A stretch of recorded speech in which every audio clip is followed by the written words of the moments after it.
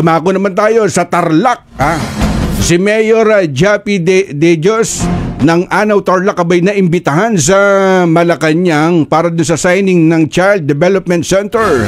Nandun po si Kuyang Jude Briones.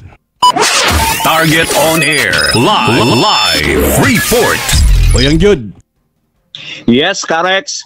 Dumalo si Mayor Jappy De Dios mula sa bayan ng Anaw sa lalawigan ng Tarlac sa naganap na ceremonial signing of the Joint Circular on the establishment of Child Development Centers by the local government units kahapon, Abril 3, 2025, sa Palasyo ng Malacanang na pinangunahan mismo ni Pangulong Bongbong Marcos.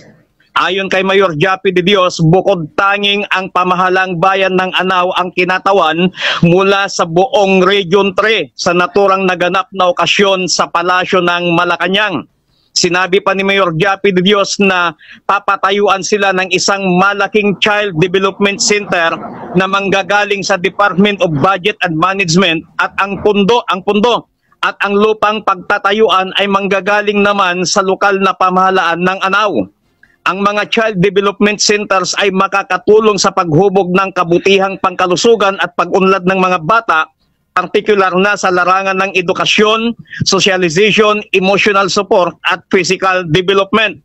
Taos-pusong nagpapasalamat si Mayor Jappy De Dios kina Pangulong Ferdinand Bongbong Marcos Jr., DepEd Secretary Sani Angara, Department of Budget and Management Secretary Amina Pangandaman at DILG Secretary John Vic Cremulya sa kanilang suporta at malasakit sa mga kabataan, lalong-lalo na sa bayan ng Anaw Tarlac. Nagpapasalamat din si Mayor Jappy De Dios sa kanyang mga kababayan sa kanilang walang sawang pagsuporta sa kanya mula nang maupo ito bilang alkalde ng bayan ng Anaw hanggang sa kasalukuyan. Patuloy ding hinihikayat ni Mayor Jappy De Dios ang kanyang mga kababayan ang patuloy nilang pagsasama-sama para sa patuloy na pagsulong para sa mas maunlad na bayan ng Anaw. Ayon pa kay Mayor Jappy De Dios ay patuloy itong magtatrabaho para sa kanyang mga kababayan para sa mas ikagaganda at ikaunlad ng kanilang bayan.